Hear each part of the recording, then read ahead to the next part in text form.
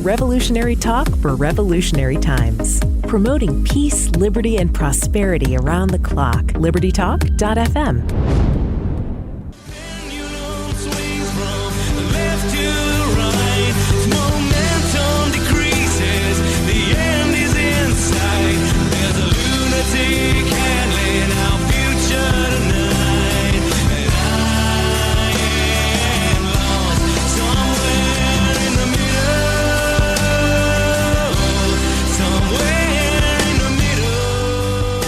Thanks for joining me for another episode of Liberty with Love. My name is Robin Koerner, and I am recording this as I pretty much always do from my home in Seattle, and I am looking out of the window at what is a stereotypically Seattle day. And I say stereotypically, not typically Seattle day, because it's pouring down with rain, which is what everybody thinks of when they think of Seattle. But that idea that it always rains in Seattle is actually not true.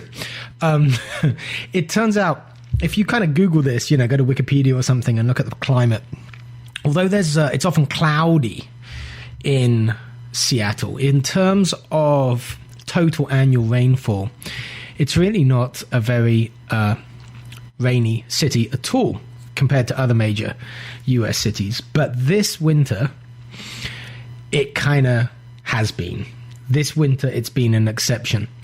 And the great thing about the weather in Seattle is it's never too hot in the summer and it's never too cold in the winter.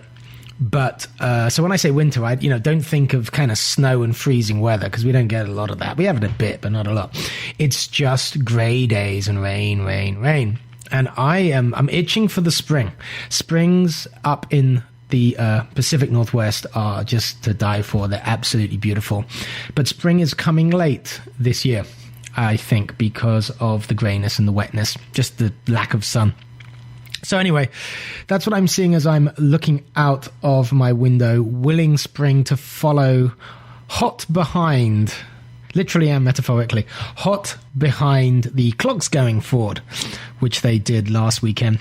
Now, I was hoping today to be bringing you the interview that I'd not quite promised, but I raised your hopes about my interview with Cynthia McKinney, the former Democratic Congresswoman. And I want to talk to her about power. How it's wielded and who really has it at the federal level in the United States. And she and I are going back and forth by email, because she's actually in Dhaka, Bangladesh, and she's had huge problems with email. And, we've set up times and the email hasn't worked. And I don't know, we're probably on the 6th or 7th kind of reschedule now. But I'm still hoping for that to happen. But the last cancellation was like yesterday.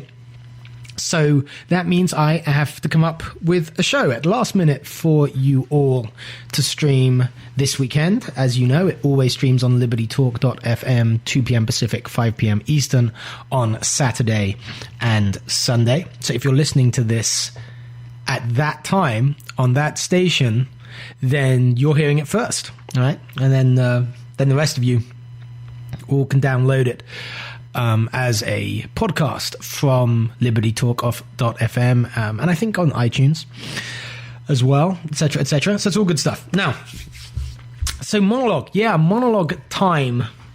Last week I did a monologue for the same reason that I had to cancel that Cynthia cancelled the interview for technological reasons. And I talked about a couple of things that are increasingly bothering me.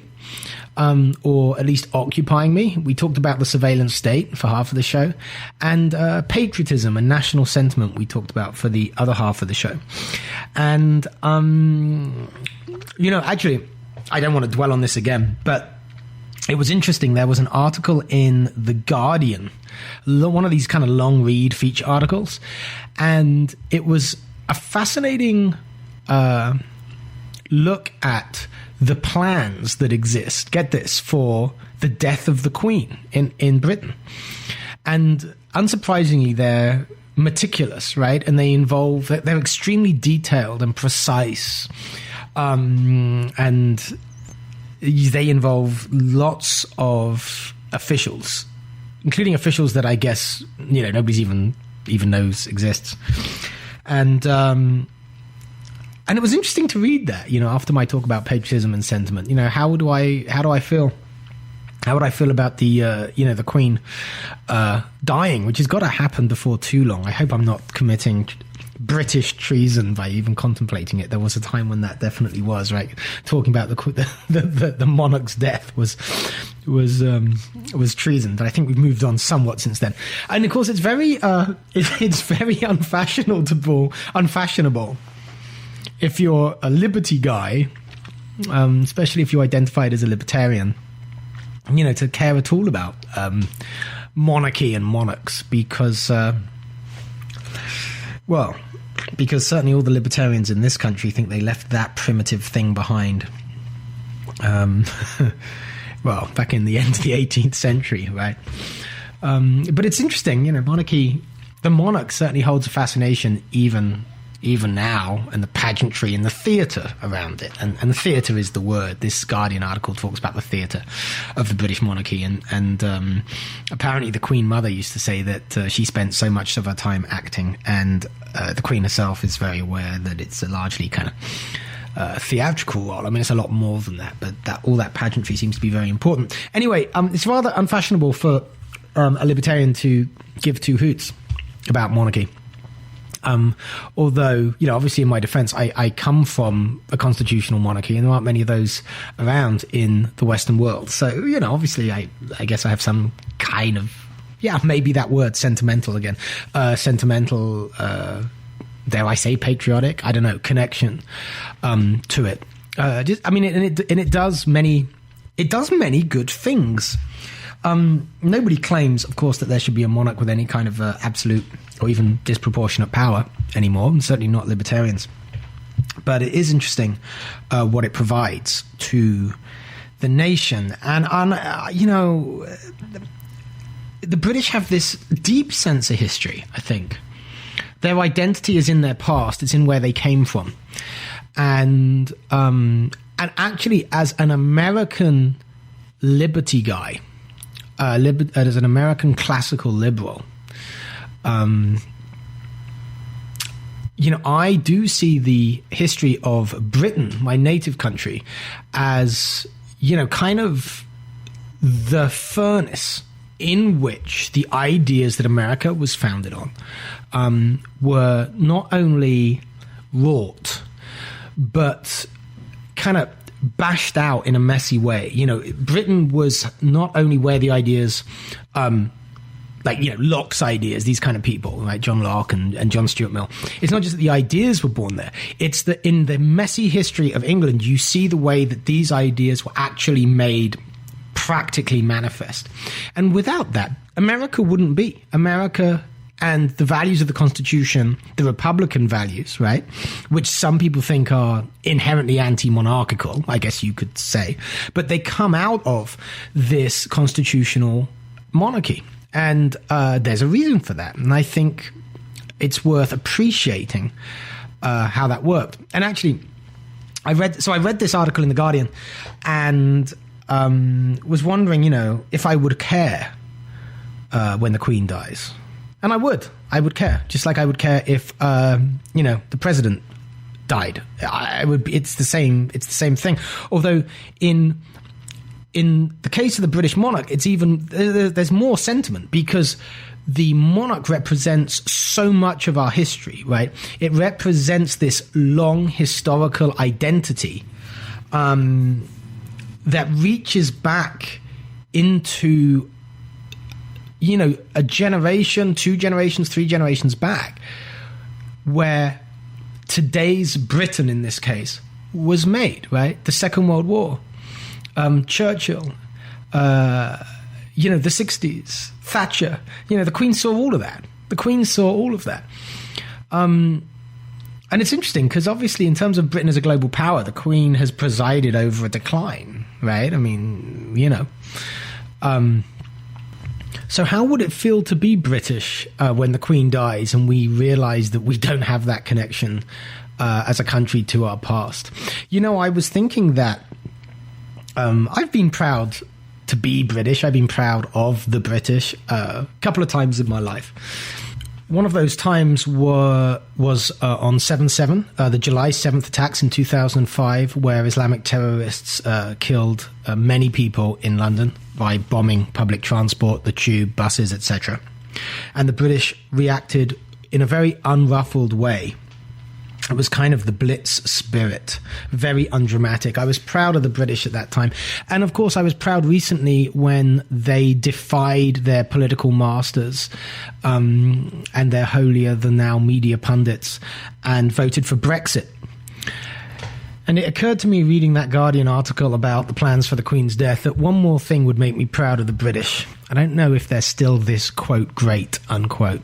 But if, as the Queen's body is being taken through London, everybody doesn't take out their camera phones and hold them up and take pictures of the coffin, but keeps them firmly in their pocket out of respect, that would be pretty awesome too. I'd be proud of them then. This is Robin Koerner. This is Liberty with Love. We're going to the break.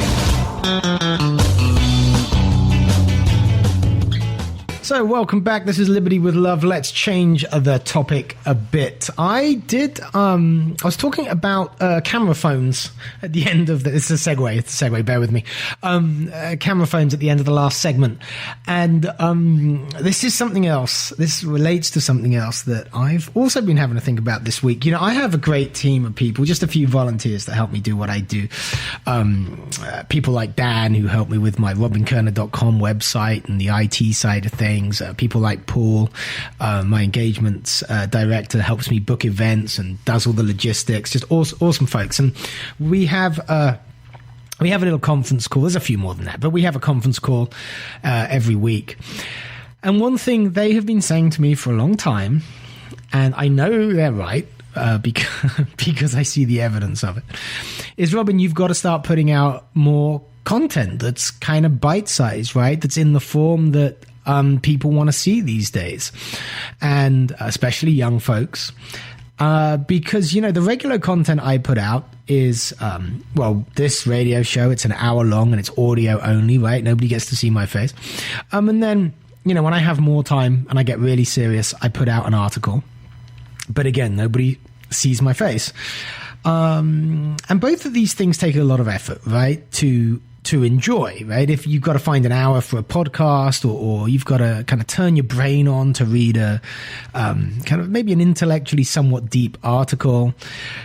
And that isn't how most people consume the kind of information that, I don't know what you'd call me, commentators, thinkers put out, right? Especially the millennials. It's invariably the kind of content that works, that gets spread quickly and easily and often, is content that has your face in it. It's got to be video content. They want to see the person. And I'm not much into that, right? I love doing live events. You know, I think I kind of add the most value when I'm in front of an audience and I feed off that engagement. You can detect it when you're speaking from a stage, whether it's a speech or a seminar on the one hand, or a debate or a panel or something like that on the other. But one thing I'm really uneasy about is holding a camera up to my own face, or, you know, the equivalent, and mouthing off about the latest thing in my head. And, you know, and a lot of good commentators do that. And some do it well and some do it badly. But one thing I notice is, if you are consistent about putting out video content, it actually doesn't have to even be done very well. The thinking, the ideas that you're expounding don't even have to be often that insightful for whatever you're putting out to get attention, to get shared. And one thing I've just got to face up to in the United States is that if I've got an important message to get out, and I have a few concerning liberty, concerning the preservation of liberty, the psychology of politics, protection of free speech, and its relation to those things, you know, I need to be putting more stuff out there, and it needs to be getting more attention. It needs to be getting shared. So I have to bite this bullet, and I have to start filming my face and the words coming out of it in chunks of 2 or 3 minutes. And I say bite the bullet because I think I have a cultural issue with it, right? And what I mean by that is I'm Generation X. You know, I come from a time before I come from a time. Well, my childhood was at a time before the internet, right? I was at university when I got the internet, right? So my formative years were pre-internet, let alone pre-social media. And, you know, I think I might have said this on my show before. I also feel that I'm very much my mother's son. And my mother, like myself, we really don't I was going to say don't get, and then I was going to say don't like. Both are kind of true. The fact that everybody today kind of feels the need to share all of these banal facts about their lives and every second idea or thought that they have. And I don't want to be that guy. You know, I actually, truth be told, I don't even think I'd be on Facebook if it wasn't for the fact that I do have political ideas that I'm passionate about, that I want to spread, and I want to connect with a network of people of a significant size in a way that allows me to spread those ideas. You know, if you've got anything to say in public, to the public, then you obviously have to be on social media, but it's not something I'm comfortable with. And I certainly am not comfortable with the idea that wherever I am, if I have a thought, I'm going to put it out there. Or maybe have an emotion, put it out there. But in the United States, in particular, among folks younger than I, and a lot of the people I communicate with in the course of my work are younger than I, and a lot of the activists, the people who are going to make the change in the United States that I want to see, of course, are younger than I. Those folks, they expect it. And that's how I'm going to connect with them. So I got to start. I've got to start not only having thoughts that I can put in little 2-minute bites. I've got to make little videos and upload them, which means I've got to do things like get dressed more than I do. You know, I do most of my work here at home in my condo in Seattle. And if I don't have a video, like a video call or a meeting, I'll typically work in my bathrobe all day, right? Well, I don't think I can really pull the camera phone out, and upload the video to YouTube if I'm there all unkempt with messy hair in a bathrobe. So, and I'm also wondering, well, if I'm going to start doing these videos, where in my condo do I stand to do them, right? I mean, assuming I'm doing most of them at home, because that's where I spend most of my time. Do I throw a banner up in a corner, with my brand on it? If so, do I leave the tripod set up? Do I have the lights set up? Do I walk around them? Do I have to hand over a corner of my my living room for these purposes? Anyway, I'm open to ideas. How do you feel? Is there anybody out there who feels like me, that there's just this kind of, I know it isn't, but it kind of feels like this underlying narcissism in the way that we communicate through social media today, right? With this assumption that if I've got an idea, somebody wants to hear it. If I did something at home that amused me, somebody wants to hear it. Do anybody else feel that's weird? I kind of feel I'm on the kind of the generational cusp, right? Like my mother wouldn't put her life on social media if you paid her. But pretty much it seems to me everybody younger than me is on social media and happy to spread every, second thought that they have. Anyway, some people I really respect in the liberty movement make good use out of uploading videos.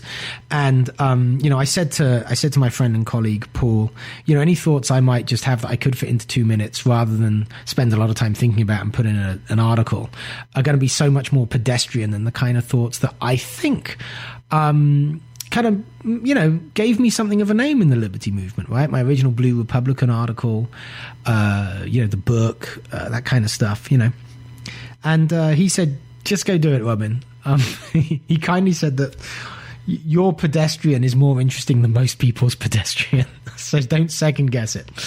So I invite all of my listeners out there and anybody I might meet who follows me at an event, keep bugging me. I told Paul, I said, keep bugging me on this.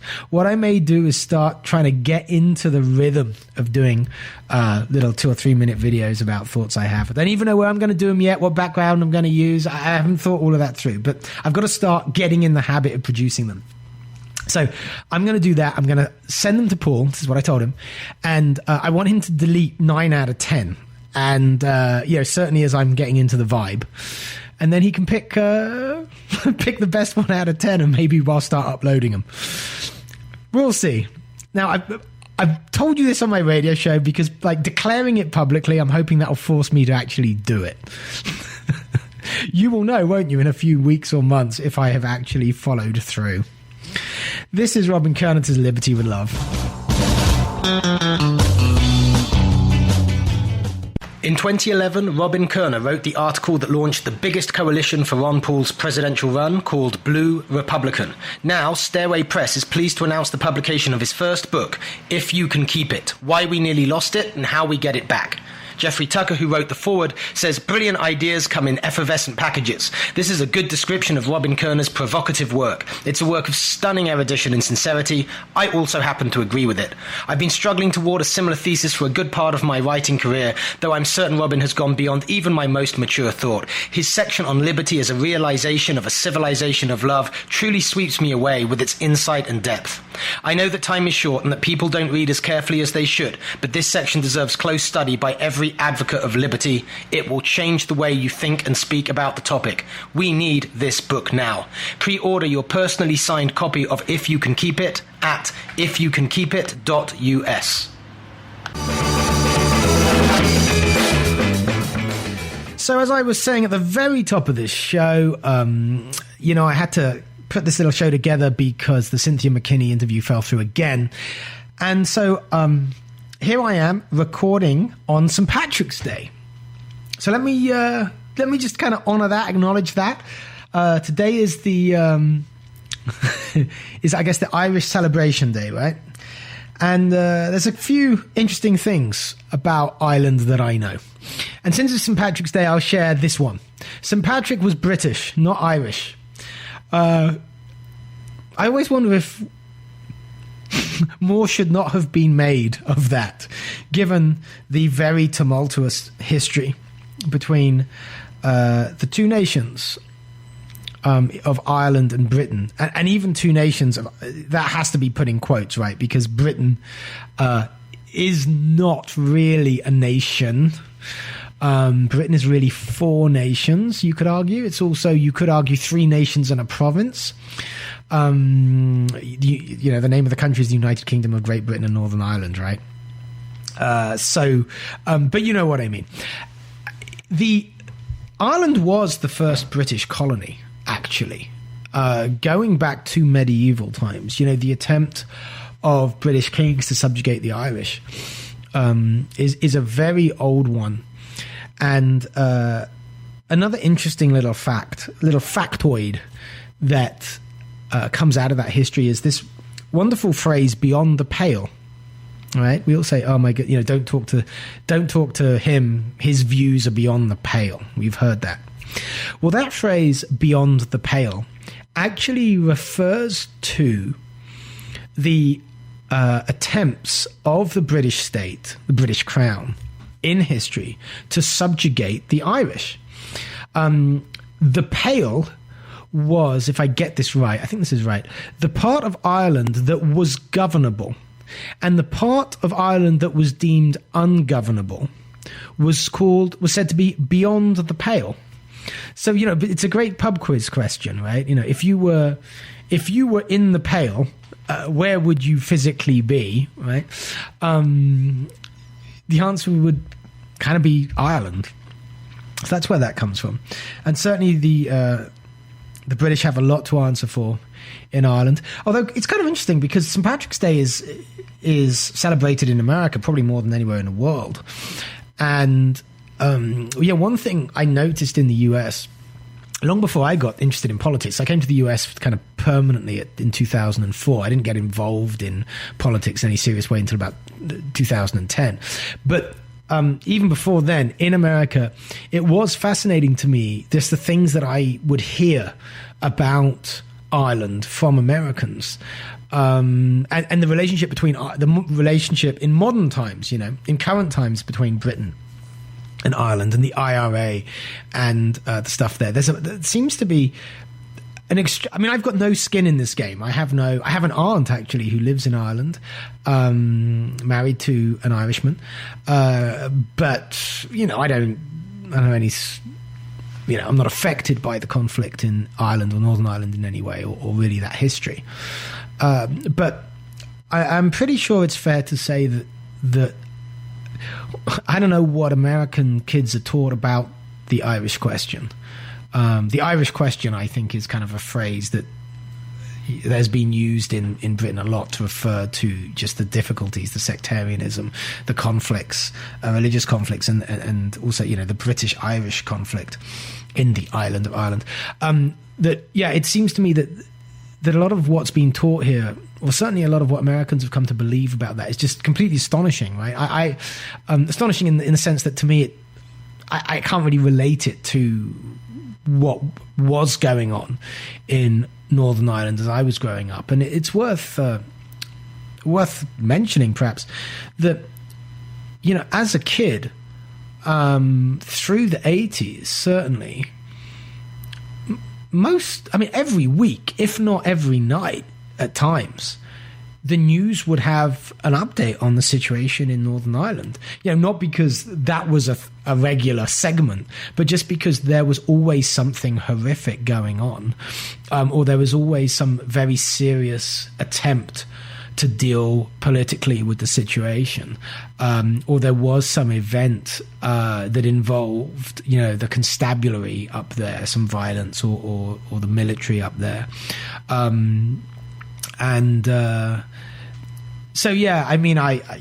It is interesting. Obviously, these complex political situations are approximated, let's put it that way, are approximated to different degrees at different distances from the event, right?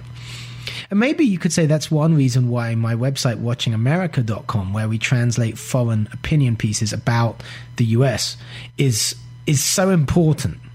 So, for example, if you want to see what the Iraqis have to say about what America is doing in Iraq, you need to go to watchingamerica.com, and you will see the Iraqi press translated into English, right?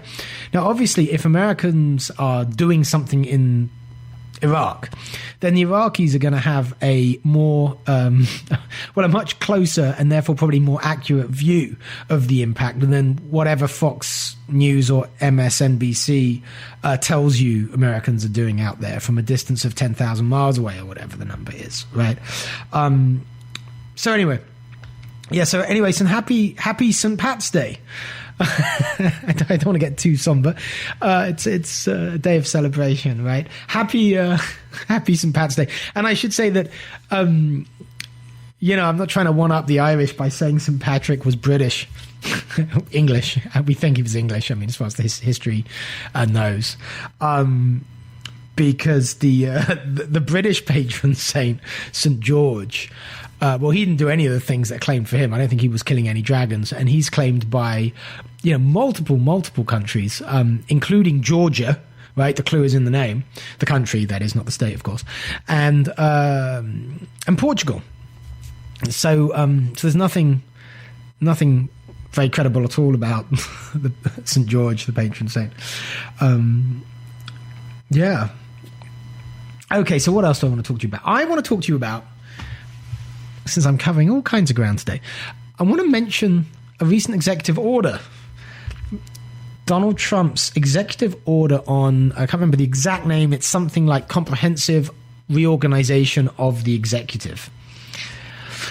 The reason I want to mention that is, as many of you may know, I'm working for an organization called Tax Revolution Institute. And the tagline there is making the voluntary, in quotes, making the voluntary tax system voluntary. And if that sounds weird, the explanation is a question.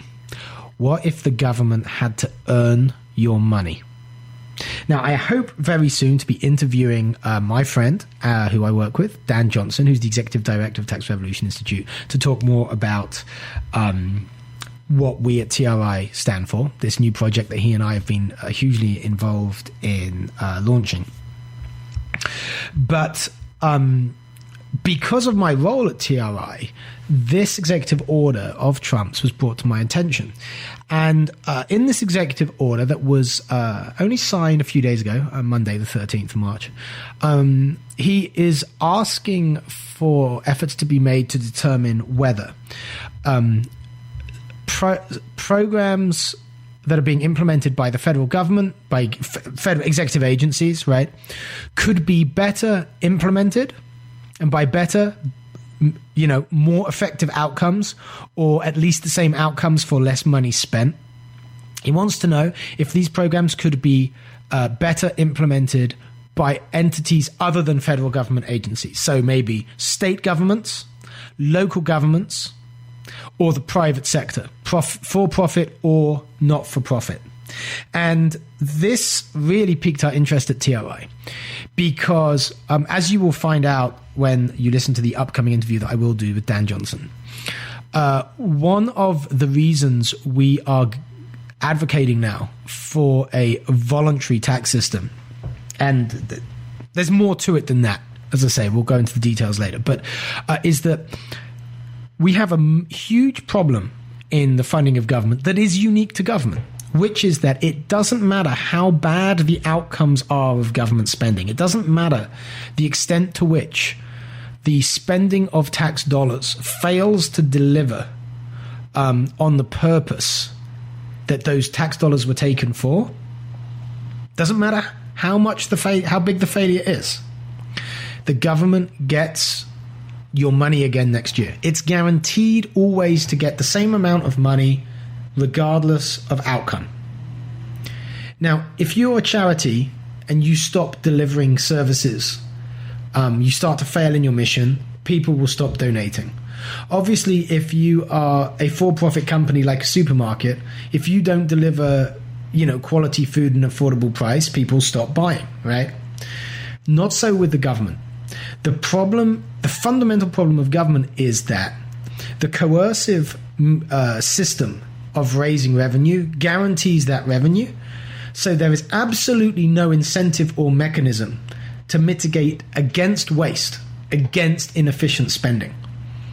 So it is absolutely critical, until we fix that through a less coercive tax system, that the executive requires something to be done to shine a light on that problem. Not only is there no mechanism to defund programs that are ineffective, or in some cases actually harm the people they're trying to help, or they're claimed to help. Not only is there no mechanism for stopping such programs, in general, the government doesn't even collect the data. Why should it?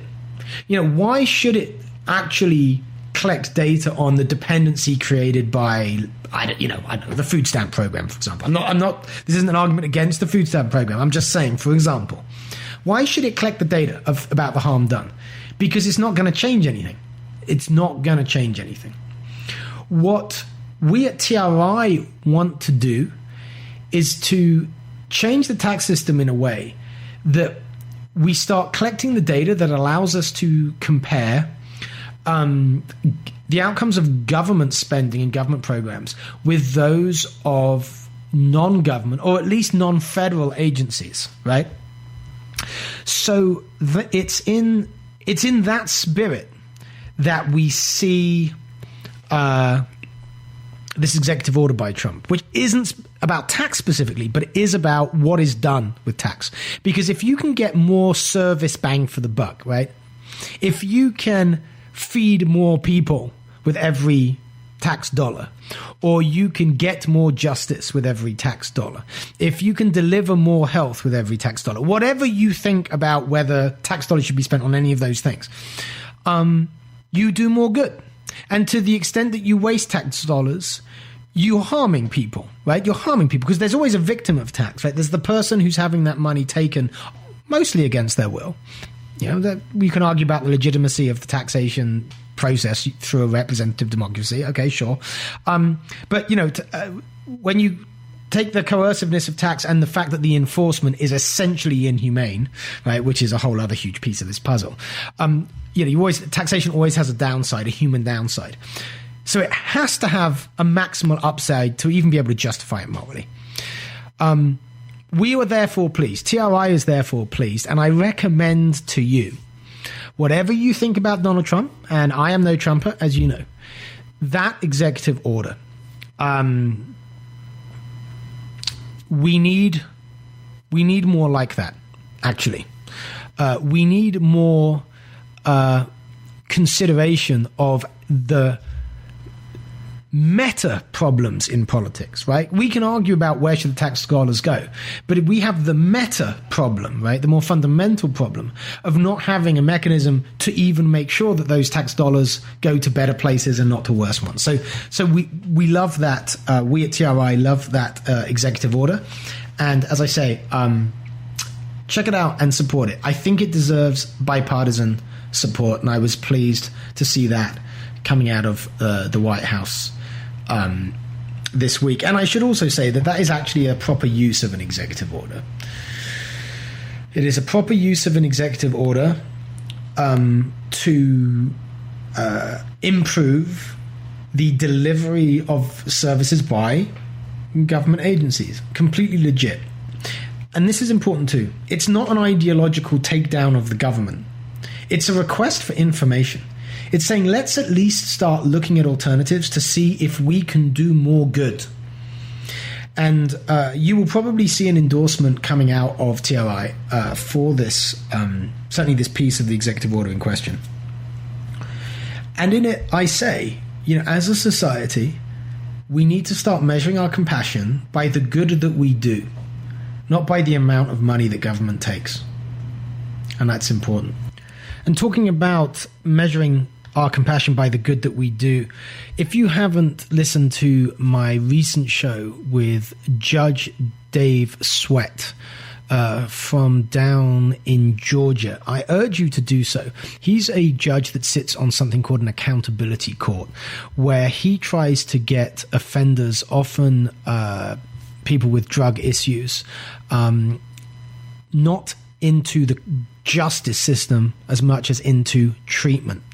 The results he has in terms of recidivism are really excellent and encouraging. And it's a great show on what we can do with folks who struggle in our society and do harm to others if we apply our resources more wisely and if we seek to understand the problems rather than just kind of lock them away.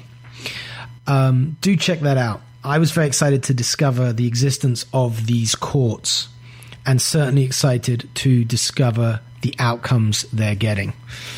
All right, my friends, I'll be back to end the show the other side of this break. Take care.